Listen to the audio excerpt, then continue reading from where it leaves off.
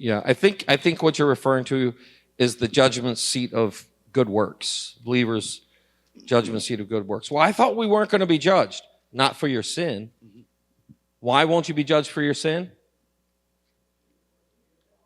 Jesus, right? Jesus was judged for your sin. However, as a believer, you will be judged by God according to what you did with what he gave you. Well, I'm a believer, but I just don't feel like serving. I don't feel like I'm just too tired. And he gives you opportunity and you say no to that. Or you do things with the wrong motive. And when you stand before him, he's going to say, yeah, you did this, but your heart motive was wrong. You did it so people could see you, not to honor me. It's called the judgment seat of believers' works, okay? It's in the Bible. I have a great book on it. Actually, a couple good books.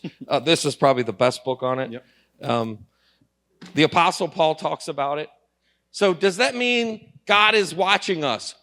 100%. Well, I can't just do what I want? No, come on. No more than I can.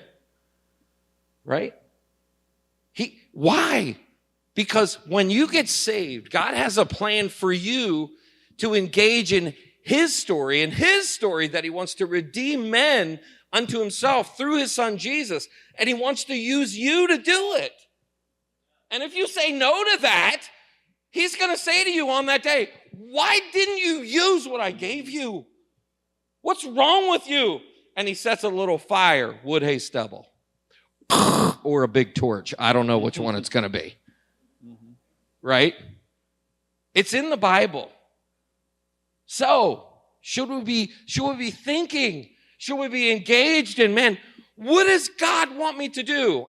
This is the idea. We always talk about Paul saying, good works can't get you into heaven.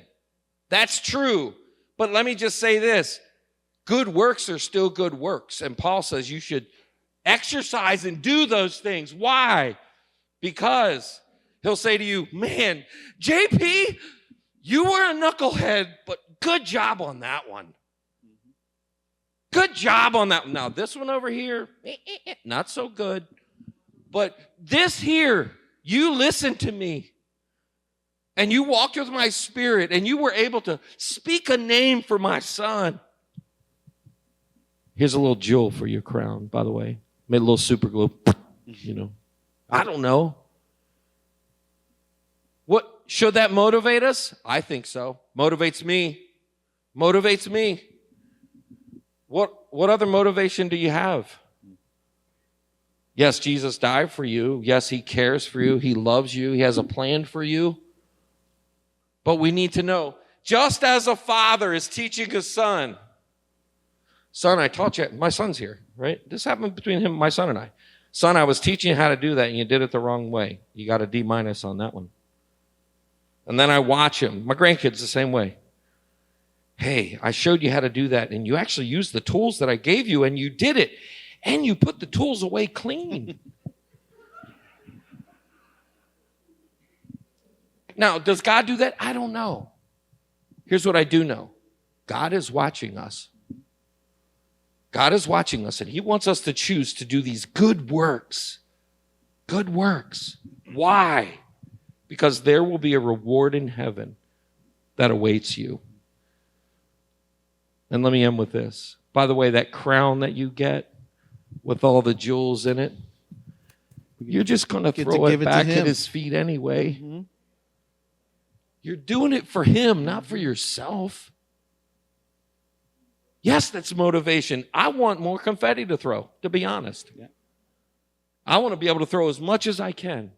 Why? Because he's worthy and he deserves that. More than deserves that from us.